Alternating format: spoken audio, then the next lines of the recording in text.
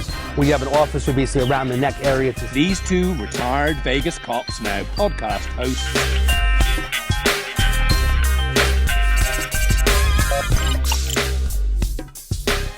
You know, they don't have ID, they can't get into a hotel room.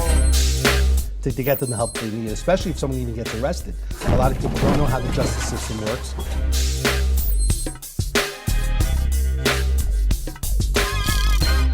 But I want someone to actually know them and know that it's...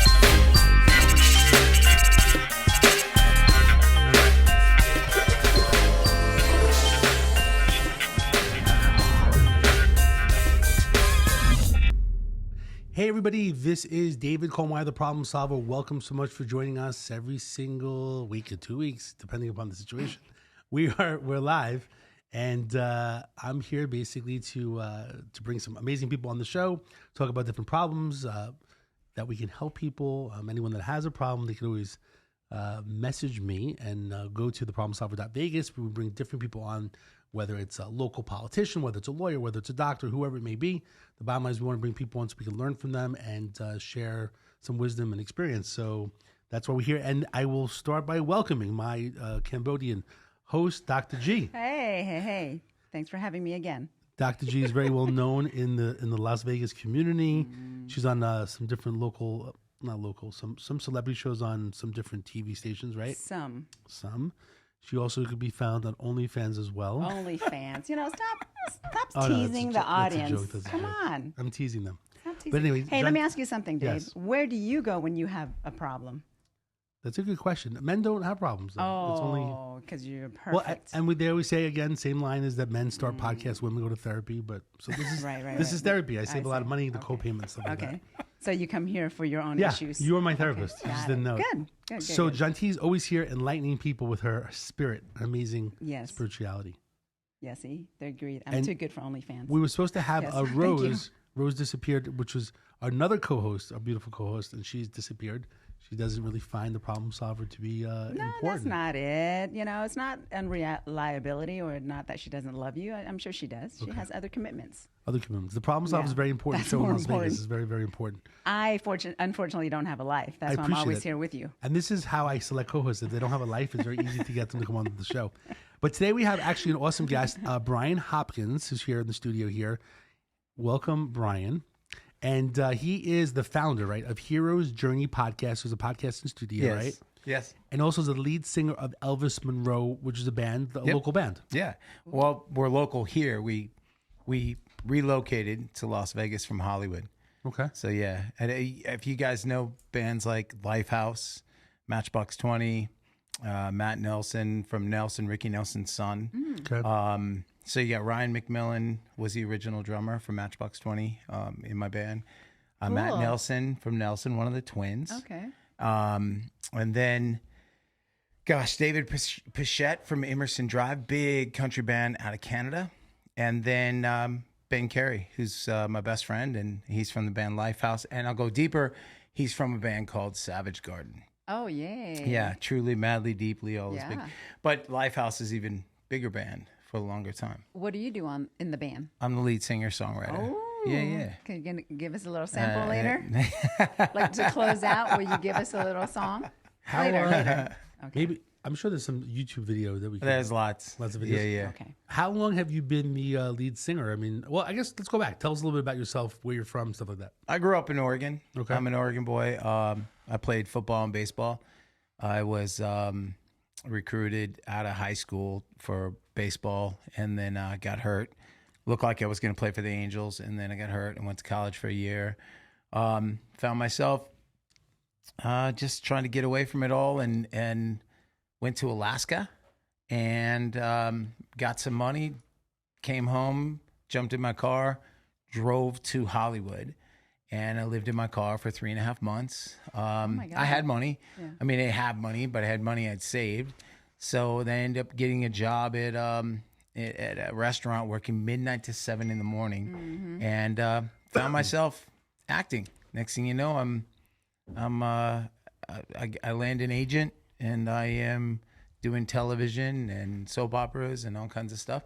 And music just kind of found its way to me, and it was purely by accident. A couple of times I found myself standing on stage hosting these big radio shows, but I went there as a patron. I went there Oh, wow. in the audience. I had a ticket, and some crazy stuff happened. Next thing you know, I'm being pulled up on stage. The promoters are asking me if I would, introduce the next act. And What? And I just said, wow, this is where I'm supposed to be. And I don't know why or how I'm going to get here, but I'm going to work hard to do it. And I did. And I put in the work, and next thing you know, music took over from acting. And I'm still dabbling in acting right now. I'm having a lot of fun working on some projects as well. And yeah, it's What are some big things that you've done with acting? Anything that one we that would one that recognize? people remember me for is I played Vince Montana on Saved by the Bell, Kelly Kapowski's boyfriend. And I went back and did the college years as well. And that was a lot of fun. Oh, wow. But a lot of people, like, it's funny. Men will remember me from that mainly. Oh, more than women? It's because they were pissed off at me because I was dating Kelly Kapowski. And if it wasn't Zach, they wanted it to be them. But it was, wow. yeah. Well, how old are you, Bryan? Too old? Too old right now. Yeah. Come on. Yeah. 30s, 27. 40s. No, I wish. What? You're older, really? Because Yeah. you look really young. Thank you. Well, maybe it's the hat. I don't know. No, it's the I'm clean- Native American Indian. I've never drank or done drugs in my life. Oh, I don't know what alcohol tastes like. wow. I wish John T could. This did the same. preserved me. Alcohol and drugs preserved me. There you I'm 80 years old. I love that. Then Right? that's what I got to do. Like, yeah, if you want I to stay young, honey. start throwing that back. Exactly. That's why you look so damn old. I need more alcohol and drugs in order to preserve myself. Yeah. So you were a police officer, correct? Yeah, I was a police officer in New York City and also in Henderson here. I love that, man. Been here 21 years and I was a cop for 17 years. So it's actually crazy. I think in November, this November will be 10 years that I've been retired. But I've been working in different law firms and helping people, basically people call me for different problems, hence the problem solver. And then as a retired police officer, I know a lot of attorneys. So a lot of people will call me and say, hey, do you know the lawyer? What should I do? Or Wow. Everyone always thinks they need a lawyer when there's other options like this mediation, which is free and different things. So my goal is to always kind of help people. And a lot of people just, again, they think they need a lawyer when it's just like, okay, just do this and that. You don't need to spend $5-10 grand on an attorney. But so I try to help people. And then we've been doing the problem solver for, I think, I don't know if it's almost 3 years, which is kind of Oh, crazy. I really? remember Wow. just starting doing it. Okay. So I think we've been here since they've opened. So with John, I actually met John prior to him opening up the studio here. So we were doing it weekly, and we bring different people on the show. But what's interesting is that to find people weekly that are good people that are available to come on, it's more difficult. Right. So we've been trying to do like every other week now, just to give it some space, because every time you turn around, it's Thursday. Yeah, exactly. I'm getting old here. Time flies when you're having fun, they say. They say, So but you it's must no be good to having get a old. lot of fun. I can't believe actually I'm here 21 years. Yeah. So and actually, you mentioned about In Vegas, huh? yeah. Hey, you have your own show here too, right? Yeah, Hero's Journey podcast. I actually sit in that seat right there. What is it called? Hero's Journey Hero's podcast. Journey. Yeah. Okay. She has a little bit of a hearing problem. That's so. okay. Yeah, no, remember I'm 80. Let me turn let me turn it up. You should be Let me turn it happy up. I can actually see you right I know, now. huh? I'm a little blurry. That's why I look young to you. That's why you look so good. Yeah. Yum, yum. It's like Catherine Zeta-Jones. Tell thing us from about your Zorro. podcast. What do you? I've seen some clips, but tell us the whole inspiration. Hero's Journey podcast is just actually it goes back to I manage these guys called Dadcast, and they started a podcast out of Oregon, Zoom only, and during the pandemic, and these guys started to blow up, and then I started to help them get other guests, celebrity guests, on their show, and they have about 1 million followers now. Wow. And they started asking me to co-host on the big shows and stuff with them and with their sponsors, and it was a pretty easy transition, but I knew that it had to be on this level, and I knew what I wanted to do, but I just was waiting for the opportunity, and I met John. Vanessa and I go way back. Vanessa and I have been friends for about 8 years now, and she introduced me to John, and one day, and I helped John get some pretty big guests on his show that were my buddies. Cool. And he looked at me, and then he said, "Do you know what you would do?" I was like, "Yeah, Hero's Journey podcast. We all wake up the hero of our own story. We're the CEO of ourselves. We're the star of our movie. It's what are we going to do with it? What are we going to do with today? If we're lucky enough to wake up, and the alternative is that we don't. If we do, what are we going to do?" And I'm always wanting to get people on that are sharing their hard times and the good times, and to help inspire. And I love being inspired, sitting in that seat right there, and having people share their journey, and to know that as long as we're still breathing, we're moving forward. You know, you can get through the dark times. You can get through stuff and I've had people on my show that are addicts, and we're addicts that are doing great things, or, you know, just picked up one day and said, "This is what I'm going to do," and they pursue it and make it happen. But talk about the stuff that's not easy. Yeah. Because I want to relate. I want to relate with somebody out there sitting at home, watching or listening on their drive, and having it speak to them, having it be something that is like, that's me. Right. I am just like that person. And if they can do it, I can do it too. Inspiring. That's good. The heroes part, and I know a little bit about your story, but the heroes was after the situation that you were involved in? Yeah, but that's not why I came up with it. It's different. But it is kind of interesting that it is. Yeah, Well, it's not, because I was standing in my kitchen one day, and I had a buddy who was at the house, and I told him that I wanted to do a podcast, but you know, I wanted it to be like this. I couldn't even dream this up, what we have here at Sticky Paw Studios. And I knew I just didn't want it to be a Zoom thing. And I said, Hero's Journey podcast is what it would be. And he goes, "Did you know that's a Joseph Campbell book?" And he starts sending me all these videos that Star Wars and every great movie has the hero's journey, where, you know, you're finding mentors, you're finding people, you know, you're getting through these things. It's the arc of a movie, of a great movie. And if you found yourself lost in it, that's it. And then, you know, it's like that's part 2, part 3 of movies. It's because we all go through that. Just because we get to the destination doesn't mean that's it. We now have to push, you know, and adventure into the unknown again.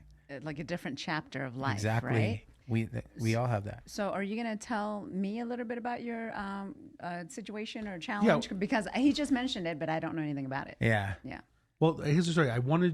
I felt a little, well, he'll go into the situation, but I felt a little, I wanted to kind of wait to really kind of get to know a little bit more about himself. But got when it. he mentioned here, I didn't know it was related. So, but I guess we could jump in it, because the reason why, you know, we met through John, what's cool about the studio here is that you meet a lot of different people that have different podcasts, and you build different relationships with people that are doing the same thing, podcasting. Right. Maybe a little bit different. Like, to me, I agree with you. Like, I like to bring on people with inspiration. Everyone's different what they say.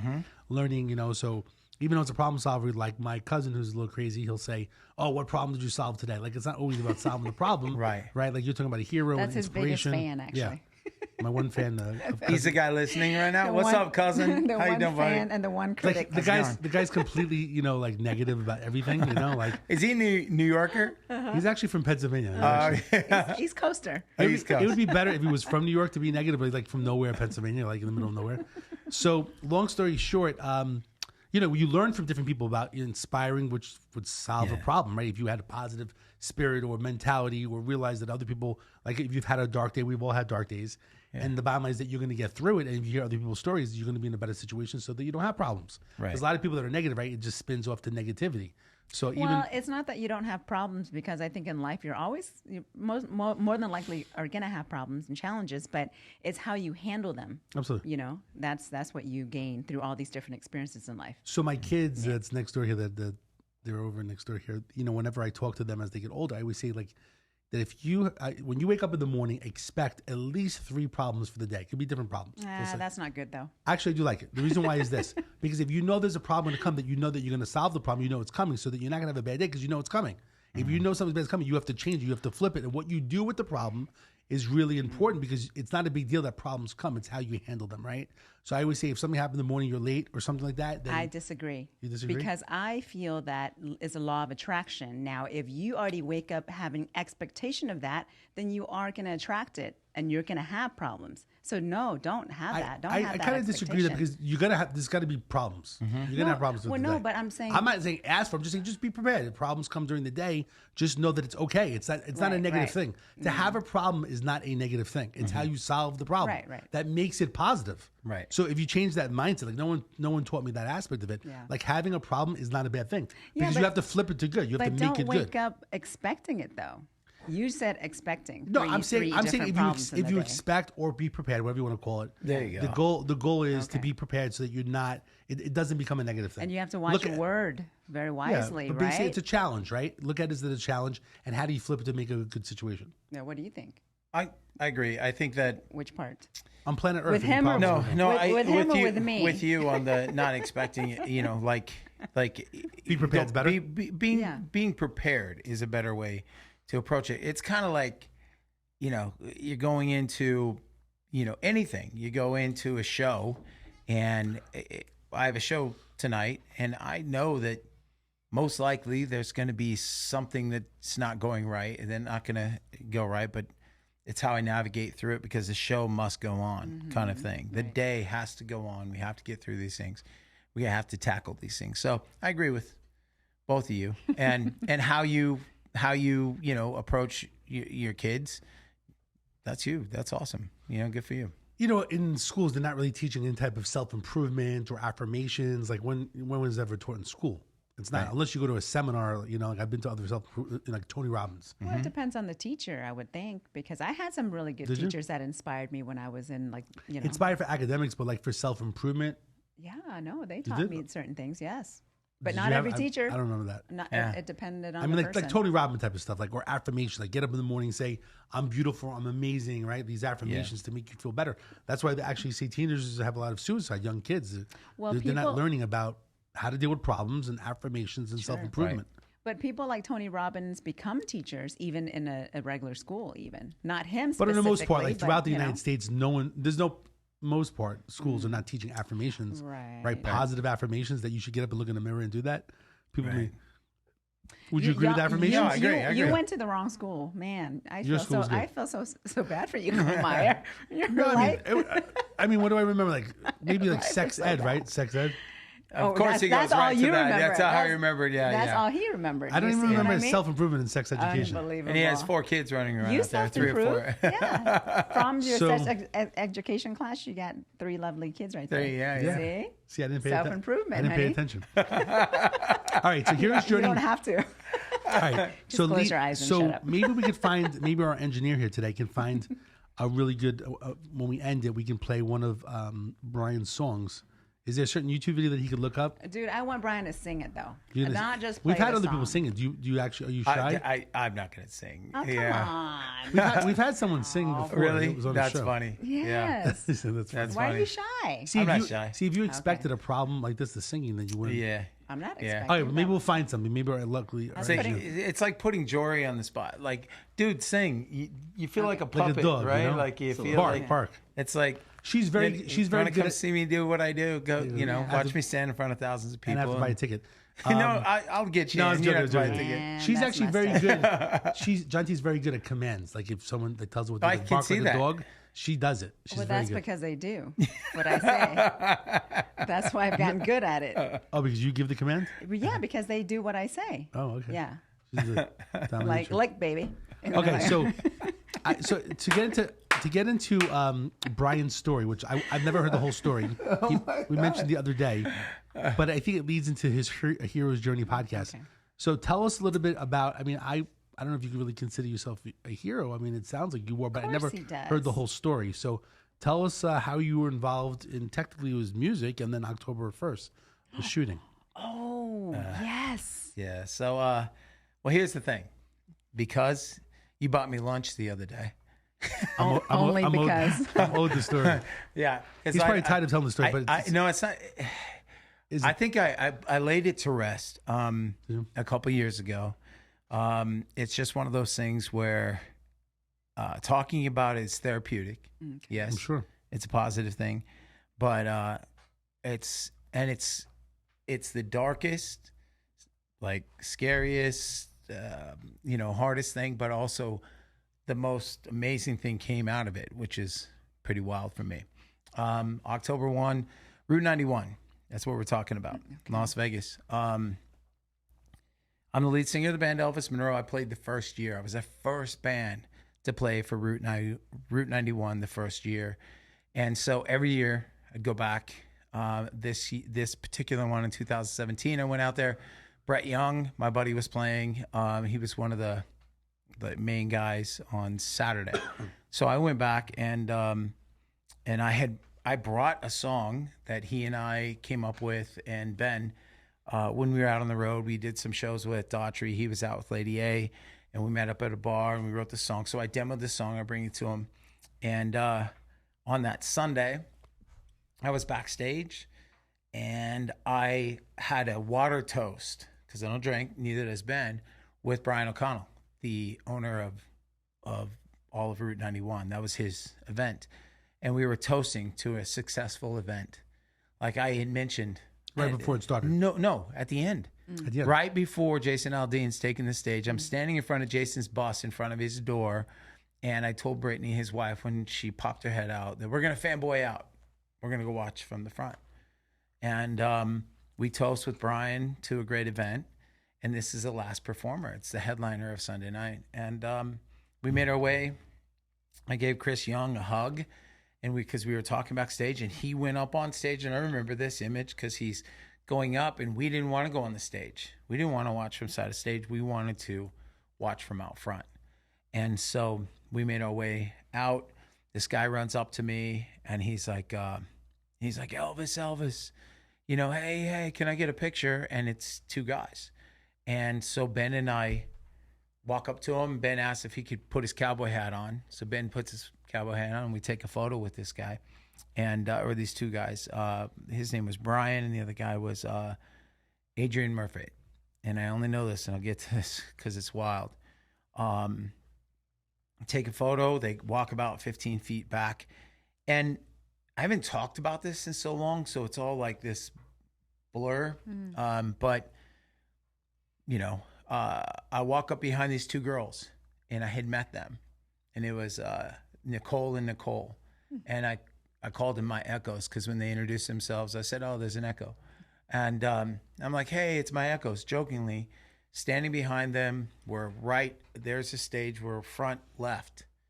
And we're about, I don't know how many songs in, 3-4 songs in, and it sounded like fireworks going off. And we thought it was a PA. We're looking up thinking it's a PA, crackling, whatever. And then we realize it's not that, and people just start running at us.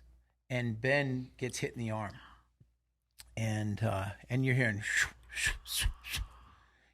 and because now the music stopped. Jason had dropped his guitar and took off running back.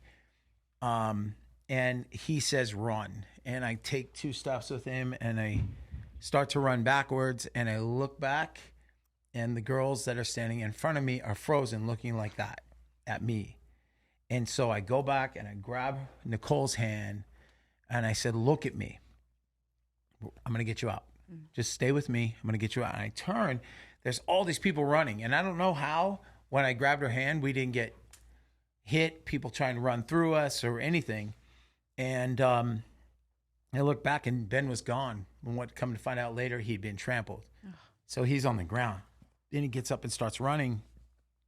And my thought was, I'm going to take them the way that I came in from backstage. So I see the where the security guard's standing, would have been standing. It's not there anymore. And I said, follow me. And I stopped them at that area, and you're hearing the metal being hit by the bullets. You're hearing the splat. You're hearing nothing but screaming, thousands of people running, and there's a fence. The fence that divides the 22,000 people on this side, and I'm taking them through this area, and I clear the corner, and I'm looking to make sure no one has guns and they're running at us or coming at us. So I clear the corner and I said, run. And now I have an outer body experience. It's kind of like I can see myself running with them, and I keep looking at them and telling them, look at me, just keep, you're going to be okay. Stay with me. And I'm running, and I can see my feet. It's wildest thing. I'm up here looking, trying to figure out what my next move is going to be. And I come around the corner, and I'm like, I'm going to take them to the artist entrance, and that's the area that I came in. And when I turn the corner, the fence, which is like 10 feet high, is bowing backwards. And all of a sudden, you just hear people screaming that are with me. Those two and everybody else who followed me. And I think to myself, I can get over this fence, but I can't get them over the fence. Mm-hmm. And so somebody yelled, "Get in here!" Mm-hmm. And it was a truck. And they opened the door. So I put the two girls in, and then just started lifting people into this truck. Anyone who was standing there and wanted my help, I just put them in the truck. I get inside, I grab their hands. Everyone is on their phones, hiding, and I'm like, be quiet. Let's be quiet. You know, they shut the door. Mm-hmm. It's probably 5 minutes that we're in there, but it's a refrigerator truck with everything going on. I'm trying to keep everybody calm. And I look back at the door, and I went to open it. And as soon as I open the door, I hear gunfire. And so I shut the door, and I go back in, and I go to make a video for my parents. It's only like 12 seconds long. I went to say, this is where I'm at. This is what's going on. And this guy throws fingers, like rock fingers, in front of my video and starts pounding on the walls. And from inside the truck. And he's like blackout drunk, right? His girlfriend's screaming. The other Nicole is trying to get her, asking her name, where you from, trying to get her to calm down. We're trying to figure all this out. And so I put that phone away, put it in my pocket, and my first thought is, I'm not dying in here. I'm going to get out. And so somebody had went to open the door again, and as soon as they go to open the door, there's breaking the fire. Like there's a little bit. I'm like, I'm getting out. And so I jump down, and I grab Nicole, and I just start lifting people out of the truck. Now, somebody had taken the back of this truck, this refrigerator truck, the ramp that they roll stuff up on, and put it on the fence. So now there's a thing on the fence. And so, there's people jumping over, going over, and I'd ask somebody to stay and try and catch the women. And I remember hearing this girl scream that she had back surgery and she can't get over the fence. And I said, I'll go over and I'll catch you. This is what I remember saying this. And, but I just turned, and the two girls, Nicole, are helping me put people over the fence.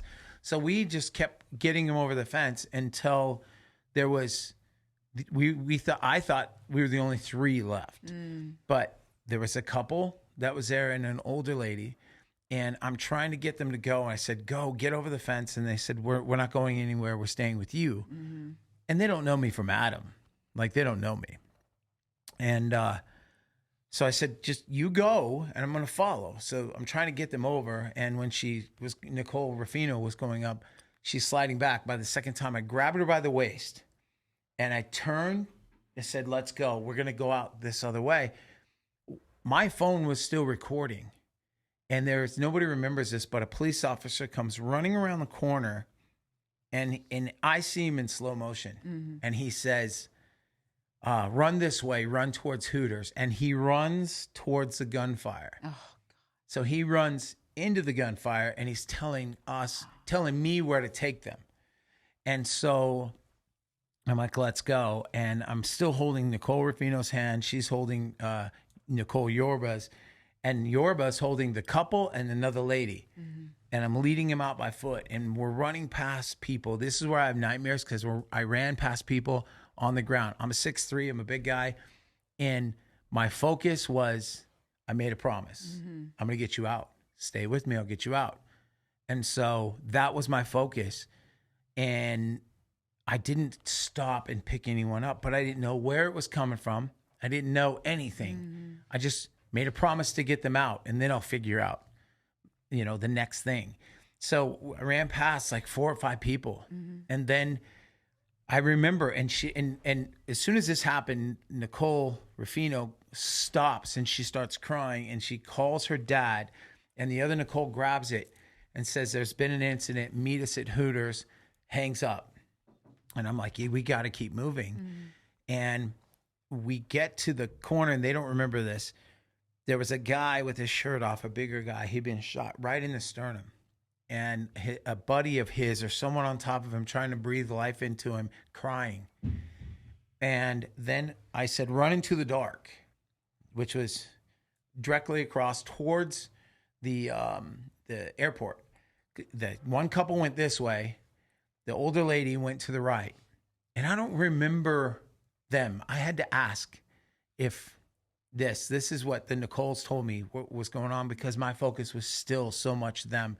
And anyone who was in my way, I helped them. But we crossed the street, and they don't remember this either. There was a car parked in the middle of the road. The passenger had been shot in the passenger seat, not moving. And there was about 7 or 8 people hiding behind the car looking up. And I ran them across the street, pulled back this fence. These 2 guys grabbed it because people started to follow me too. So they get through, pull the fence back. People are getting underneath this fence. And then we got to Hooters, and then there was even more stuff. People are running up to me because they knew me or thought they knew me, kind of thing, running up covered in blood or mud or whatever and wanting my help. So I huddled all these people around these machines and said, okay, who are you? Does anybody have phones? Like, it's the end of the night on a Sunday. Battery's dead. People dropped their phones when they were running, whatever. I said, does anyone have a phone? Do you have battery? Anything? Does anyone remember numbers? Do you know numbers that you can call to let people know where you are, kind of thing? And so has the gunfire ceased at this point when you got to that spot? Hooters, right? Here's the thing. I didn't know anything. Oh, okay. You could hear it. Yeah. But I just kept moving. Okay. Okay. And so I'm inside Hooters, and all of a sudden somebody runs in and yells, "Oh my God, he's got a gun!" And the whole place just floods with. And so I grabbed those 13 or 14 people, including the 2 Nicoles, and I run down I take them down a hallway and into a door, and I go through the door, and at the doorway is a off-duty police officer. He was drunk, but he was like, I got the front door, you go get the back. And it was a kitchen. So I stuck them in a corner where I could watch the door. You couldn't get in, but I was watching the door, and he was watching the front, and I hid them in the corner until it was cleared. And then Nicole's dad, who is an ex-CSI guy, he showed up. Dude showed up, and they were there quickly, and I don't know how they got through the barricades, they got through everything, grabbed his daughter, and I said, I'm going to stay because these people are counting on me. So I said, I'm going to walk the airport, and we'll walk as far away from here as we possibly can. Once we got to a grocery store, which I think was like a Vons or something, somebody's dad picked us up. And then we got to this house. I plug in my phone. Ben had called me. He had called me when I was in the refrigerator truck. And I just said, run. Just get out of there. I was happy he got out. Just keep running. And he was running. So he got out of there. And I said I was going to get out. I told him I'm going to get out. But anyway, I get to this house, and I went on Facebook Live to let everybody know that he was okay and that I was okay. And I guess I look like white as a ghost, because the moment I realized what was going on. And one of the guys that I had brought with me in this truck, walk down, stranger, he gets a call that his best friend had been shot and killed. And it's his girlfriend, who he got separated with, is finally, he gets to a phone where he can plug it in. He has his phone, phone charge. And so all of a sudden he's in an Uber and gone. And I get picked up, I get home. And by the time I got home, the news crews from LA were at my front door. And I had got a call from CNN, and they were interviewing me. I'm like, how the hell did they get my number? From just, I guess, from the Facebook Live, right? So I didn't go to bed until Tuesday. This was Sunday. I didn't go to bed till Tuesday at 9:00. I had done countless numbers. And when I say like probably 125 interviews, and 70 of them were like set up. And the other ones were when I said, no, I'm done talking about this. They would just stick cameras in my face. And then there would be just tons of people in my face, whatever. And I remember waking up on Wednesday morning and saying that I'm done talking about it. Like CNN, all these people, they would come get me, and I didn't go to bed. I didn't go to. I was. Yeah, it was the most insane days. But then I did a benefit concert to raise money for. Oh, I did a benefit concert in California on this. I did one here on the 5th, and I brought Nicole Rufino up, and I written a song called "The Fight" with Ben, and we performed the song. It was a benefit concert at the Red Rock just days later.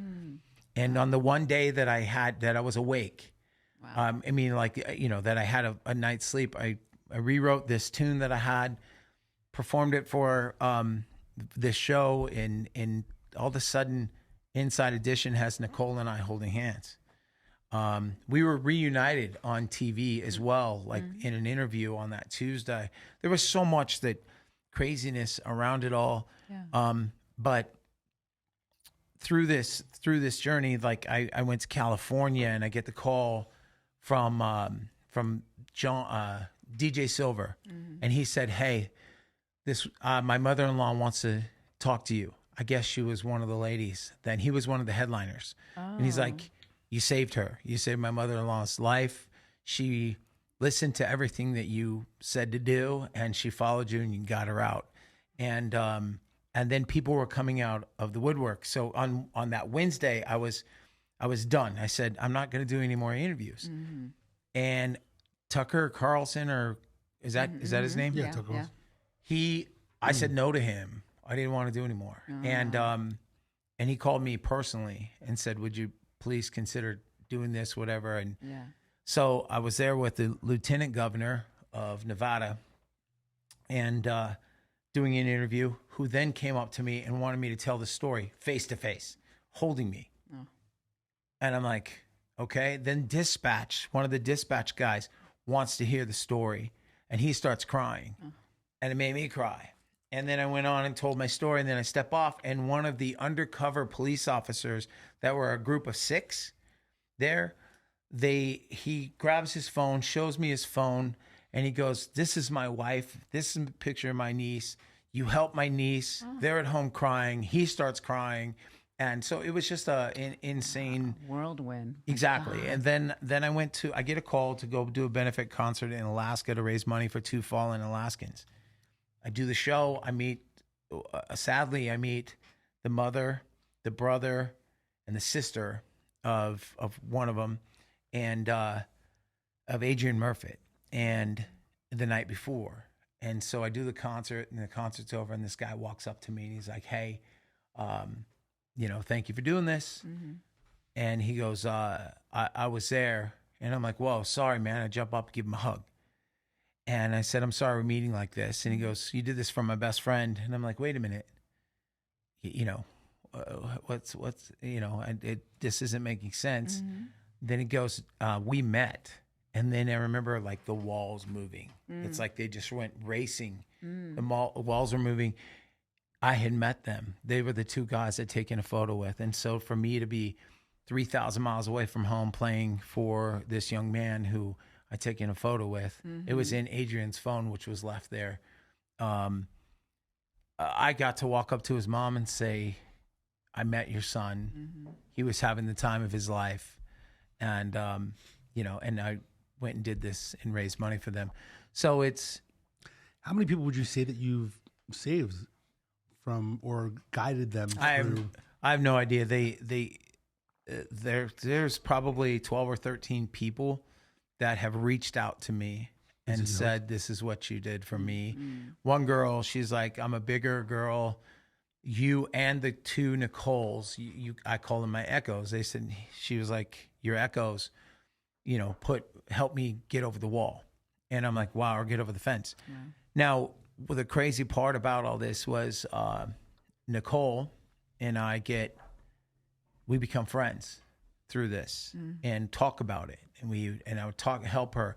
One of my friends is a therapist for mainly military PTSD people and whatnot. And she's like, I want to sit down with you. She's like, you're doing the right thing. You're talking about it. So you're probably good. But I want to talk to Nicole. So she helped Nicole, the two Nicoles. But we got this crazy bond that we were thrown into. I'm sure. And then talking through it, I had to, she almost died of a rare disease that she got in November right after it. And her parents called me and said, she wants you here at the hospital to hold her hand. She doesn't remember this. She doesn't remember saying this. And so, but I did. I went to the hospital until the doctor said, you can't be here. No one can be here. And she gets through it, has to learn how to walk again. I mean, she's a star athlete. This girl is, like brilliant, beautiful athlete, athletic. And so we get through all this stuff, and I'm getting ready to go on tour with a band called Three Doors Down. And I remember telling the bus driver, hey, I forgot something at the grocery store. Let me go grab it. And while everybody's packing up, I'll be right back. And I jump in the car and I race to her house and I knock at her door and I said, look, we went through October 1 together. This is how we're dealing with it. We went through you getting sick and all this. And this is January. January. And I said, so whoever you choose in your life has me to deal with now too. He has to answer to me, not just your dad, your mom. You don't have any brothers, any sisters. It's got me to answer to. And I left it at that. And I took off on tour. And she would call me like every day, every morning on her way to work, like we did.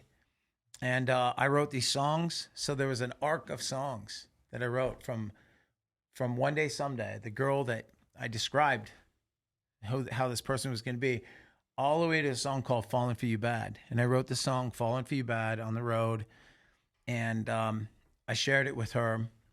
And it was either she's going to run for the hills, but she surprised me on the tour. And she shows up and I didn't know it. There's a video of this. My lawyer sitting next to me, the band, the crew, everybody knows what's up but me.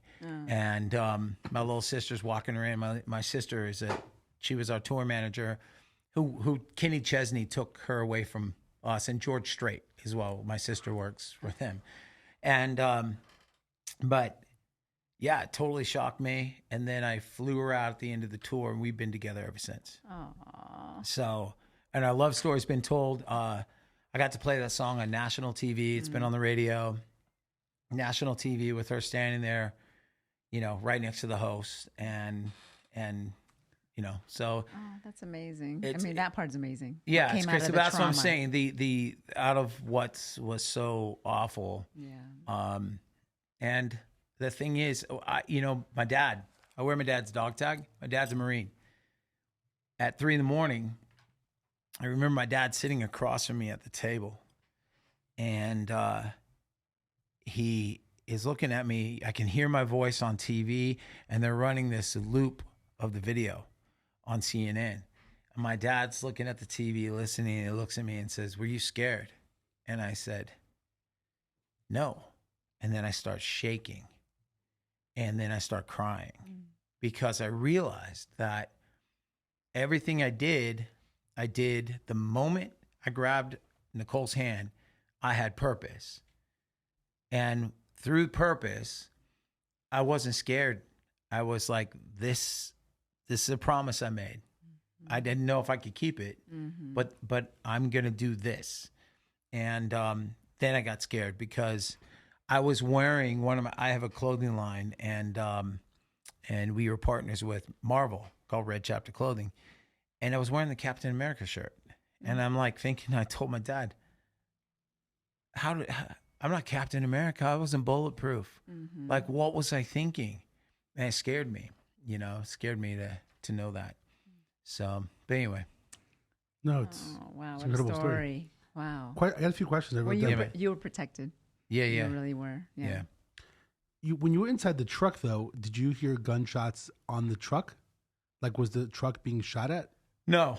Like No, ricochet shots? Or nothing I could. If you would because I had us, the main, I took us away like the back corner, and everybody was over here. Okay. So we were in it, but I got us out of that area and behind the staging. So the staging was a bit of a protection from cover. Yeah. So if you would have stayed in the truck for a long time, let's just say you guys were hiding out in the truck, do you ever know if that truck ever got hit?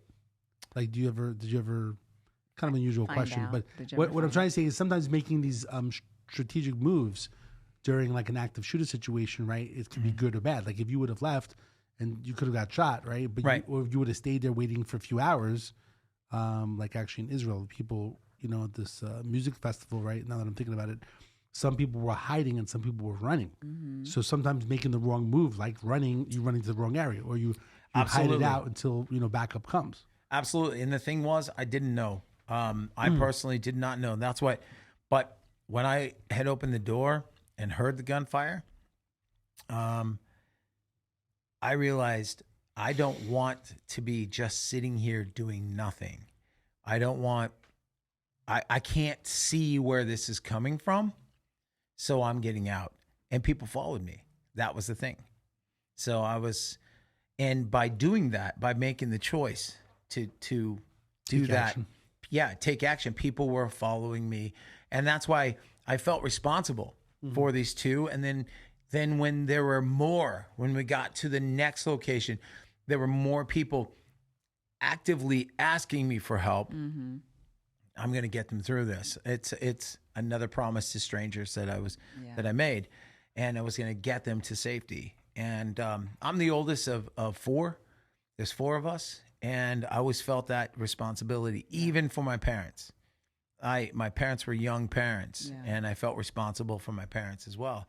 So that's the role that I took. And I'm an ex-athlete. I think I said that in the beginning of this. I was a pitcher.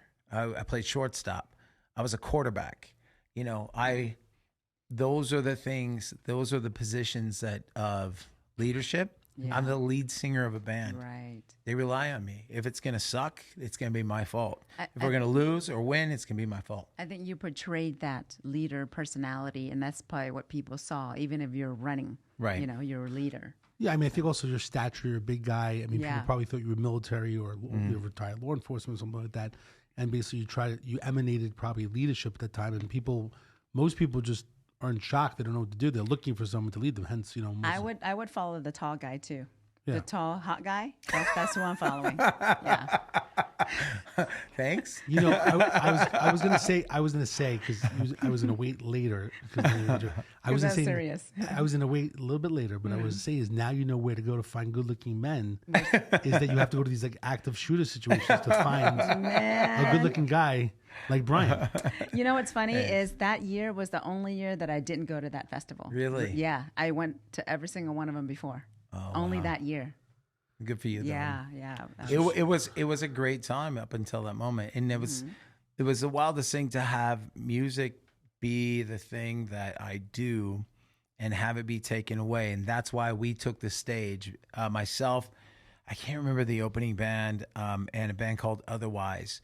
We teamed up with Red Rock. The general manager at the time was Brian Lindsay, and he said, I want to raise money for the city, for this cause. Would you come play? And we said yes. And my guitar player, Ben, didn't want to. His outlook on this night was different than mine. Mm-hmm. He was running. We got separated. He was scared. He didn't know where it was coming from. He didn't want to. It was a different type of thing. And I couldn't let music be taken away. So we took the stage on the 5th. Then we turned around and took the stage again on the 6th in California.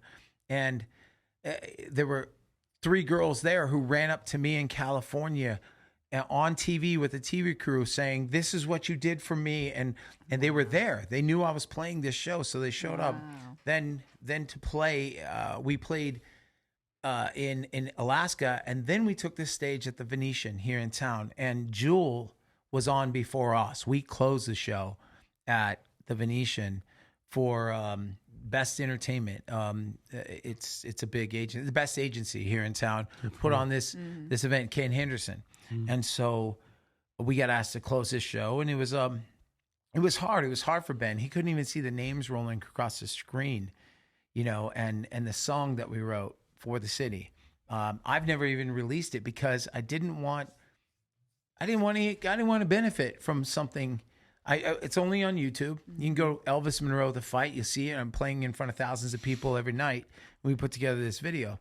But I actually had a bunch of artists perform on the song. Big names, like a We Are the World type of thing. But I've never mixed the song because it just felt weird. Just like right now. Yeah.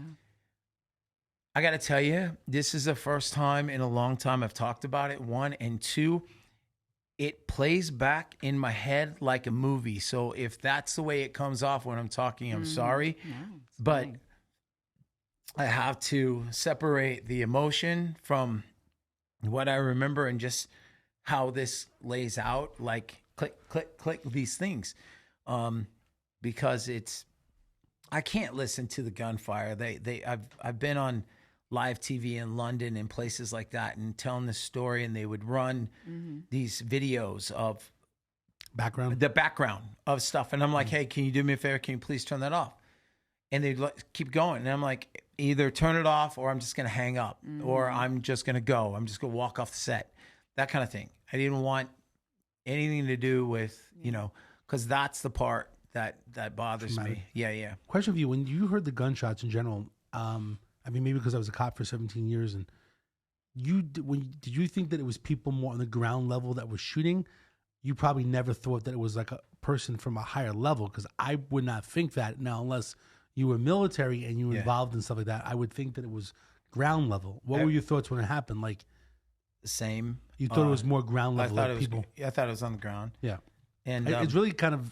It was amazing, but like it's really incredible that you couldn't even make something like that up, because normally it's always ground level, right? Active shooter situation, not from a hotel room from so high, right? Unless it was like a military operation, army, like a war situation where they're shooting from a higher level. Right. But you thought it was a low level. You never thought. That's why they were running everywhere, because they didn't know where it was coming from. No one knew where it was right? coming from. It was running different ways. Absolutely. But you were seeing people go down. I watched 2 people go down. I turned and I watched a girl go right over the top of somebody. I don't know if it was a girl or a guy. And that image. And both Ben and I saw the same thing. And because it happened, and that's what made him say, run. And one thing I want to share is when I always try to bring like my law enforcement background, with phones, you talk about phones that die and stuff like that. The one thing that most people don't know, and I always bring it up because no one really talks about it, and it's a cool thing to know, that every phone that you have, and back in the day when I was a cop, it was more like the flip phones, but every phone, even if the phone was like no longer service, that there's FCC, we pay taxes, that 911 will always work. So if you have an old phone, I always talk about keeping phones at home in different locations, even if it's not working, that you could always call 911 as long as the phone is charged. Oh, it has to turn on, though. It has to turn on. Right, but a lot of people, the battery was dead, so of course, it's not batteries gonna are work. dead. But I always talk about having like extra phones in the car or different places, even if you have an old phone. But I mean, it's bad enough to remember to charge one phone, right? Yeah. But in a house, you can take old phones, put one in the garage, one in the bathroom, like keep it charged, because you can always call 911. And most people don't have landline phones any longer. That's a right? good, They have that's a cell good phones. idea. That's a good So idea. you should take an old phone that you're not using and then basically just keep it charged. Like even if you had an old iPhone and you put it on the wall and it was charging in the garage, like you can grab a phone. Because right now, even in my house, right, something happens. Like my kids don't have a cell phone. There's no landline. Really, it's kind of dangerous. But I mean, we're always with them. But if let's say I went down, right? I mean, they have to know how to use the phone or the password or code. That's what's really good about having landline phones. They talked about in Hurricane Katrina, that no one's cell phones were working, but the landlines were working even with flooding. Wow. You know, but a lot of people getting rid of landlines. But I just wanted to bring up with the phone situation. I guess worst case scenario, you just throw that phone at somebody, right? It can be kind of a weapon if it doesn't work at all. I'm not sure it's going If to do it's that not much, charged. but the goal is to get some help with communication. Just you know? kidding. But Just try to light it up a little. so anyway, just talking about that. By the way, I did work 9/11. So before I Yeah, came out in Henderson, we talked about that. I worked on 11 and came out here. But you know, it's one thing that's interesting. You reminded me when you said that you were running past people and that you felt bad. I'm sure that's in your mind because, of course, you would love to go back and save all those people and help all those people. But you're only one person, just like I think I mentioned to you as well as a lot of cops on their days off. Maybe there was one day off for a lot of cops were working 9/11 like every single day.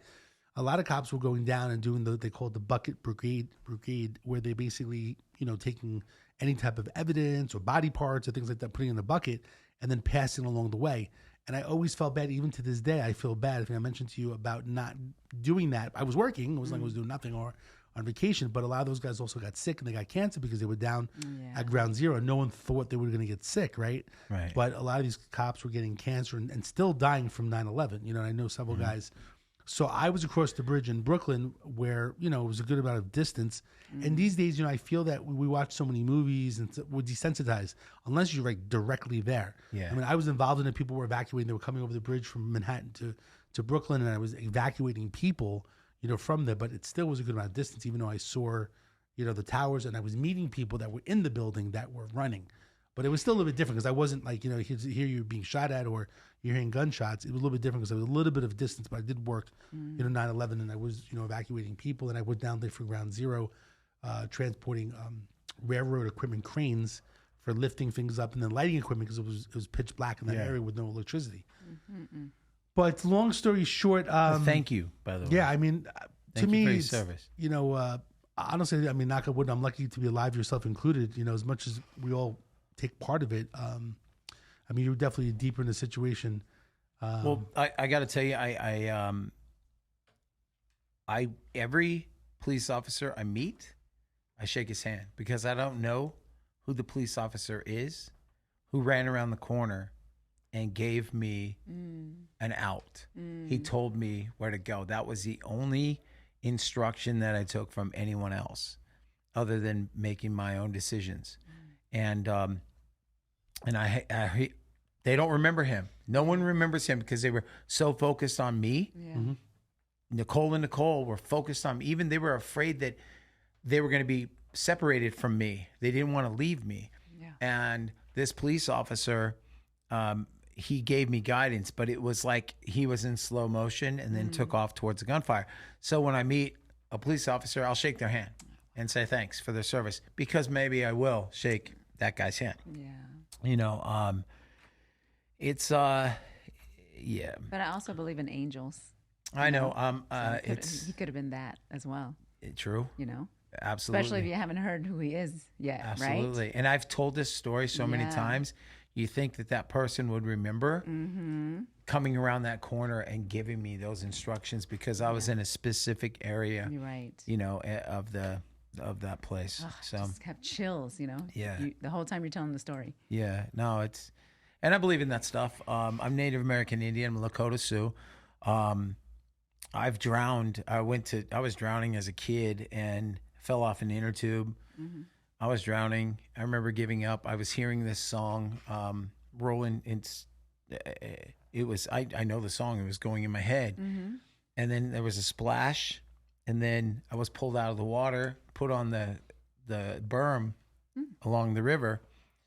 And no one was there. See? No one was there. And I kept wondering, I was asking who got me out and nobody knew. Nobody had any clue Guardian angels. who got me out of the water. And I was 8 years old and I remember that. So, and that's a story. You know, Shame. I was just looking up online, but you know, there's one picture. There's one picture of Metro. Like there's like two cops, and there's like a cop with a rifle facing. There's a cop that I worked with, Henderson in the police academy. His name was James Tennant, and he was part of that like picture. He was down there working. I never really spoke to him the whole story. I was looking up the picture online, but it was like that main photo, and he's like I believe the middle guy. But you ever see? It's kind of like I think this is one of the iconic photos. You know, basically where it's basically just like the police on the car, and I believe that's him in the middle, basically that he worked at. They haven't spoken to him in a long time, but you know, he was in the academy with me as well. But Which hotel is that in the that's background? the Mandalay Bay. Mandalay Bay. Okay. But So could you imagine just being there, looking? You know, you don't know what room, what's going on, Right. and where are you shooting? Even if you're a rifle, Yeah. you know, I mean, what are you hitting? What are you looking at? Like, you know. So I could only imagine just being like stuck behind the car just for cover. But anyway, I really do appreciate you sharing this story. I know you haven't done it in a while. I mean, it's a sad situation. The whole thing is very sad. I mean, the truth is, you are a hero. It's interesting. You have a Hero's Journey podcast. Has nothing to do with has that. nothing to do, but it does come together. This Yeah. somehow. I mean, somehow I do believe I'm spiritual. That I mean, you were a hero. You were involved in a situation. Whether God wanted you to be there at that time to help him to save, but you have a podcast that's very much related to what you did, your action. So, I mean, it's amazing. It's a great story. I applaud you for everything that you've done and helped save lives. And I think that we have to remember that, you know. And now we know where Jantia has to go to find a good-looking. Is it Cherokee Indian? Lakota, Sioux, and Cherokee. There you go. Yeah, See? so I am So if Cherokee. you're looking for a They're everywhere, good-looking, honey. tall Indian, you know where to go. We They're have to all set- over the place. I'm just blind. She'd be the person running in. Like, She's I'm, Dr. I'm G. looking for a tall guy. Is anybody here that's single? Is that bad? Plenty of tall men. So He tried to set me up with everybody. She has no problem. Right? Fine. Yeah. She can handpick who she it's wants. the right. Thank It's you. the right. Thank you. It's she's like He's like been trying to set me up with every single person It's that Really? he meets. it's No, been, she- it's It's been kind over. of it's cute. She can cherry so pick cute. any guy she wants. Yeah, That's thank no you. problem. But you very maybe the much. right person is that. I'm very selective. That's why. Yeah. Yeah. But you know what? The also sad part of it, just real quickly, is that all these school shootings are taking place, and everyone wants to get rid of guns. And I mean, I don't know what the answer is. I don't really have an answer. Maybe everyone's trying to. I gotta tell you, have I an gotta answer tell for you. that one? No, I don't. But here's the thing: I'm coming from that, and coming from all these situations and sketchy situations that I've been around. I want to buy a gun. You do. I do. Oh, you never have before. I don't. Randy Couture is one of Okay. my best friends. Yeah. He took me out shooting one day. I shot one clip, Yeah. and that's all I've ever shot Oh, wow. before. And he's like, it was my birthday, and he's like, hey, we're gonna go out on the Razor and let's go do this. And you don't even really need it because you can intimidate people by just walking up to them. You know. but it's not. It was like one. Thank you, but Yeah. it's just not my thing. But here I am. I'm sitting here having a conversation with a buddy of mine. We're coming back from the movie, and he's single. Both his parents just passed away, and we come back from the movie, and he's got his gun sitting in the car. Mm-hmm. And I'm like, whoa, how many guns do you own? He goes, 30, whatever. Mm-hmm. You know, they're throughout his house, whatever. And he walks me through why he has it. Well, we're talking like a month ago. He pulls up to his house, and these guys in a car come up behind him, and they circle around the neighborhood a couple of times, and he's sitting there on the phone in front of his place. Yeah. And then they pull up in his driveway up behind him like they're going to jack him. What? And he jumps out of the car and points his gun right at him.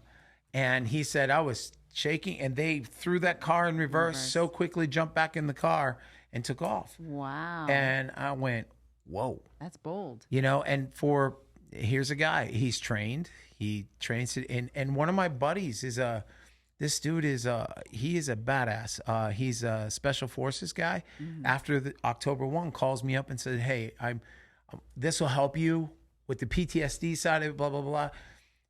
Will you come out? It's a shooting thing. I charge $4,000 for this 3-day course. Come do it for free. I didn't want to do it. Ben did it. And now Ben's he carries a gun, you know, all this stuff. I didn't want to do it. Now I wish I would have, but I'm one of those guys that I'm on the fence about it, but I'm only a big guy that's intimidating. I'm nothing to somebody who actually has a gun. Who's You also know? trained. Exactly. No, I mean, the truth is, I think everybody needs training. You need to be aware of situational Yeah. awareness. I think that it's great to have a CCW on pro gun, Yep. but you have to also learn how to shoot it because most times you can't. But the truth is, I do believe things are getting more dangerous, and the truth is, there's not enough police officers that are out there that are going to respond. So you really have to protect yourself, your family, Absolutely. your loved ones. You have to be ready for it. A lot of people just don't really understand it. They think they call the police. Police is 20 minutes away. Yep, and that's what I'm saying. For my own home, If they even show. I have a bat by my bed, and that's it. And I thought, you know what? I made a promise to take care of this person, and that's what matters to me. Yeah. And so, and her dad is a, ex-CSI guy, and they've got guns and Okay. whatever, Yeah, it's good to be prepared. Yeah. Do we have the fight? Is it okay for us to? Yeah, it's on there? sure. It's on YouTube. So if you put in the fight by Elvis Monroe, The Fight. It's a live version. We went out on tour with Three Doors Down and played this Okay. every night. Good. That'll take us If you out turn then. if you turn around, just make sure it's the right one as you see it. The top one. Yeah, it's the top one. Yeah. Let's play that one. And that'll be the out. And on all those underneath it, that's when I performed it for the first time on Inside Edition. The one below it was Jewel came out and sang it with me. Oh, cool. And the third one down. What's the best one to play? No, the top one. Okay, the top one. Let's play. How long is that clip? I don't know. Few Let's minutes. let's play. Go ahead. Just The do top. like- It's just the do top one. Like 30 seconds. Yeah, sorry. It has a intro though. That it's crazy. Okay, he's trying to turn around. But again, appreciate your story. When's the next time you're doing a? Is it going on? I'm hitting the road this next week. I'm going to Alaska with Saliva, the band Saliva, or it's actually Saliva. Josie Scott, the lead singer of Saliva. Click Click Boom, Your Disease, all these Hero, massive hits. And What so kind I'm of gonna- what kind of music do you sing? I'm Well, on, I guess I'll hear some now, but well, I'm on country radio and rock radio, both. okay, Yeah. cool. All right, let's hear it.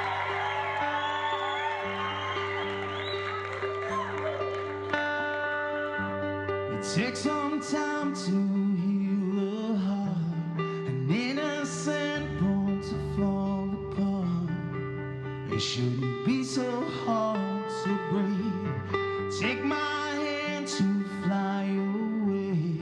I'll walk with you into the fray. We'll find the strength to set us free. And one day, at a time, our love will keep us all alive, and I'll never leave your side. Stand up, stand up, stand up, let's fight shoulder to shoulder. Let's show our might, but one heartbeat, it beats strong tonight. We are the fight. Stand up, stand up, stand up, and let's fight shoulder to shoulder. Let's show our might with one heartbeat. It beats strong tonight. We are the fight. I'll be a light when all is dark. I will mend your broken heart. I'll walk with you into the grave. And one day, at a time, our love will keep us all alive. I promise you we will survive. Stand up, stand up, stand up, and let's fight shoulder to shoulder. Let's show our might with one heartbeat. It beats strong tonight. We are the fight.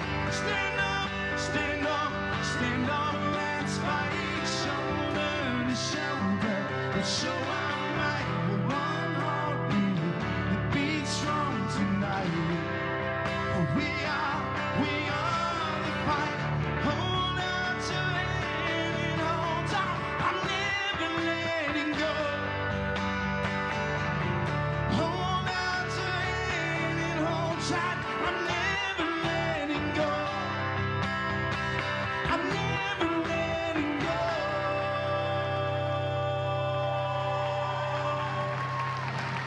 Can you all do a favor for me? That's great. Each and every one of you, pull your cell phones out.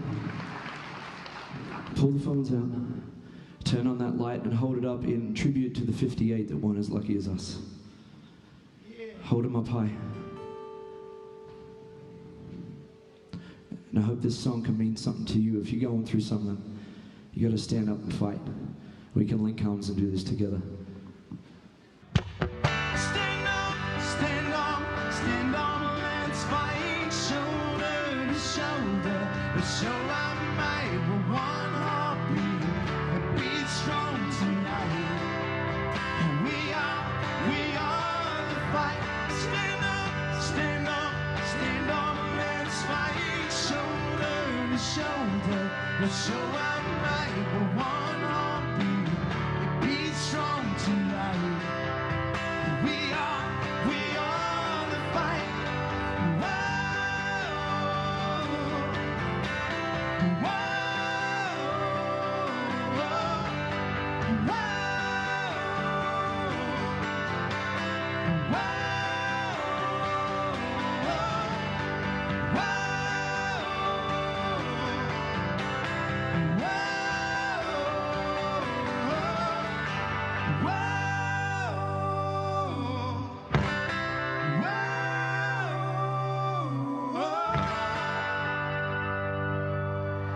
Thank you guys so much.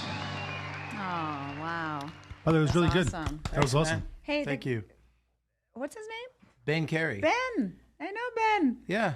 Yeah, okay. I met him with Bex. Oh, no I was way. like, he looks so familiar. Yeah, that's my best friend. That's Ben Carey. That's my bandmate. Oh, Yeah. wow. Okay, yeah, he's cool. Yeah, we wrote that song together. Oh, that's awesome. When you say Bex, who's Bex? Oh, this is Bex.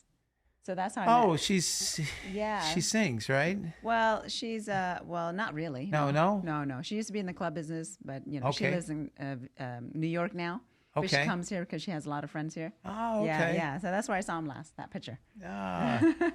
Small town. Yeah, come on. Ben knows everybody. Yeah. You Don't know. do I don't know, anything. Ben. Let me see Ben. Don't do anything Ben? because we're not going to find out. Yeah. Don't do anything naughty in this town. I do not know Ben.